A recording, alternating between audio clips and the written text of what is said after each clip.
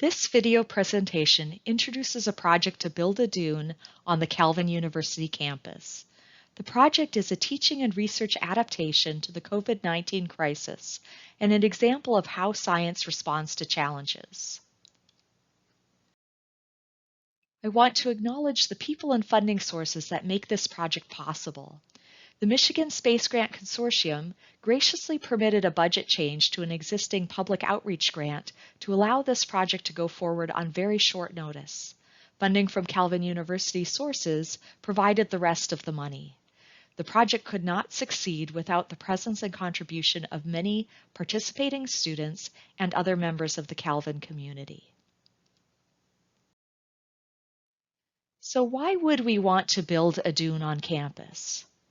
For 9 years, the first-year Research in Our Sciences course, also known as the FYRES course, has been bringing first-semester Calvin students to the Lake Michigan dunes for hands-on learning in the form of dune research. But the COVID-19 pandemic posed particular challenges for getting FYRES students to the dunes in fall 2020. For a class of 24 students with 6 upper-level mentors, travel to research sites typically takes 3 large 12-passenger vans, and we do 7 of these field trips in the fall semester. I began the summer working on revised travel plans that would be COVID safer, but the logistical difficulties prompted me to wonder, what would it take to bring a dune to the students instead of bringing the students to the dunes? The result is the building of a dune on the Calvin University campus. The project has become an intriguing positive story that is generating local media attention, which achieves public outreach goals. Particular qualities of science are shown: creativity and problem solving, persistence and perseverance through challenges, and the continuing excitement and enjoyment of learning and discovery. So how does one go about building a dune on a campus? We started by purchasing 630 tons of sand from a local pit in the Grand Rapids area. The sand was delivered to campus by trucks and then spread over an existing slope with earth-moving equipment. The result is a 9,000 square foot sand area. After its artificial beginning, we are allowing wind and weather to produce more natural features on the slope.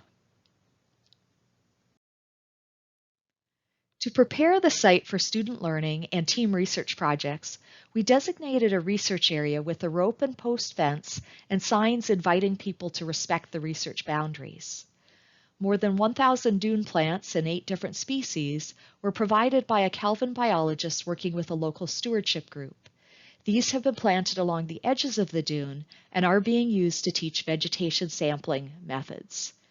The main area of the dune is being kept bare for measurements of dune processes during storms and as a possible staging area for field experiments. The northwest exposure of the dune area is a good match for the strong autumn winds. Several weeks into the fall semester, the dune is already producing visible benefits for students. An artificial sand dune cannot replace the Lake Michigan dunes, but it is a welcome alternative to learning about dunes only via computer data and online simulations. The location on campus enables frequent class and lab work outdoors, which is a safer environment for learning in the COVID context. Students can walk to the dune, which takes away the challenges of travel restrictions.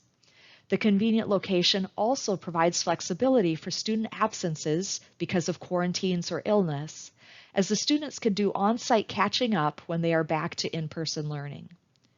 In addition, easy access to the dune is permitting us to do some research projects that we would not be able to do on the Lake Michigan dunes, such as setting up and tracking field experiments related to management strategies.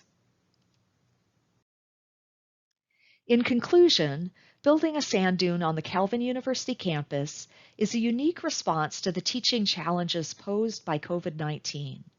The project is capturing the imagination of student participants and broader audiences who are seeing how scientists creatively solve problems, and that learning can be engaging and enjoyable even as it is adapting to working safely through a global pandemic.